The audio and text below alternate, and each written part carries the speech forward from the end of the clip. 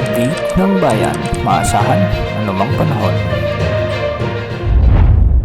Magandang araw po sa ating lahat. Narito muli ang pinakuling update sa Bagyong Paulo.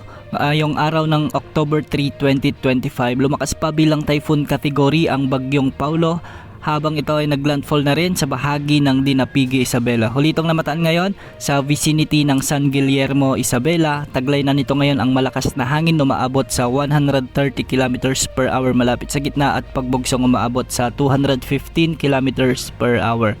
Kumikilos ito ngayon ng pakanluran hilagang kanluran sa bilis na 25 km per hour at meron pa rin itong diametro na maabot sa 350 km. Sa kasalukuyan ay nakataas na ang Tropical Cyclone Wind Signal number 4 dahil nga sa patuloy na pagdaan ng bagyo sa bahagi ng extreme northern portion ng Aurora, sa southern portion ng Isabela, sa northern portion ng Quirino, ang northern portion ng Nueva Vizcaya, sa bahagi ng Mountain Province, Ifugao, ang southern portion ng Abra, ang northern portion ng Benguet, sa southern portion ng Ilocos Sur, at ang northern portion ng La Union. Pinag-iingat natin ang mga lugar na ito sa banta ng mapaminsalang hangin at malalakas na pagbuhos ng ulan. Samantala, signal number 3 naman ang nakataas sa northern portion ng Aurora, ang nalalabing bahagi ng Isabela, ang nalalabing bahagi ng Quirino, ang central portion ng Nueva Vizcaya, sa may Kalinga, central portion ng Abra, ang nalalabing bahagi ng Benguet at ang nalalabing bahagi ng Ilocos Sur,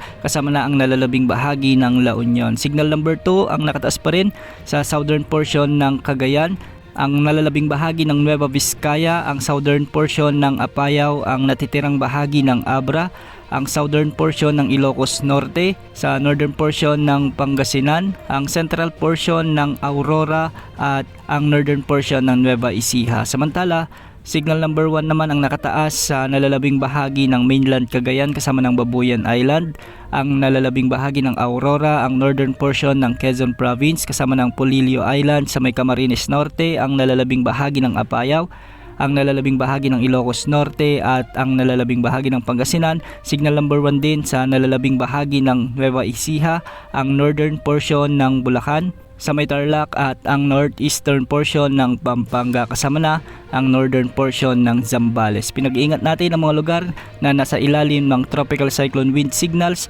sa banta ng malalakas na hangin at malalakas hanggang sa matitinding pagbuhos ng ulan na dala ng Bagyong Paulo. Sa pagdaan ng Bagyong Paulo sa mga kalupaan ng Northern Luzon, asahan ang matitinding pagbuhos ng ulan at malalakas na bugso ng hangin, lalo na yung mga naka sa ilalim sa Tropical Cyclone Wind Signals number 4 at signal number 3. Kaya maghanda at maging alerto po sa mga susunod na oras dahil tatawirin na rin ng bagyo ang mga lalawigan ng Ifugao, sa bahagi ng Mountain Province, sa ilang bahagi ng Benguet. Pwedeng lumabas ito sa bahagi naman ng Ilocos Sur o di kaya naman ay sa northern portion ng La Union. Pinag-iingat natin ang mga lugar na ito.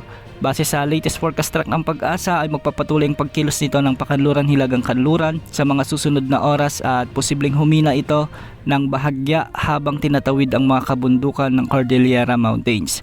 Inaasang makakalabas na ito sa ating area of responsibility bukas, araw ng Sabado, at inaasang tatama muli ang sentro nito sa southern China sa araw ng Linggo. Antabayan na ng mga susunod na update sa Bagyong Paulo sa mga susunod na oras. Ito po ang weather update ng bayan, maaasahan anumang panahon.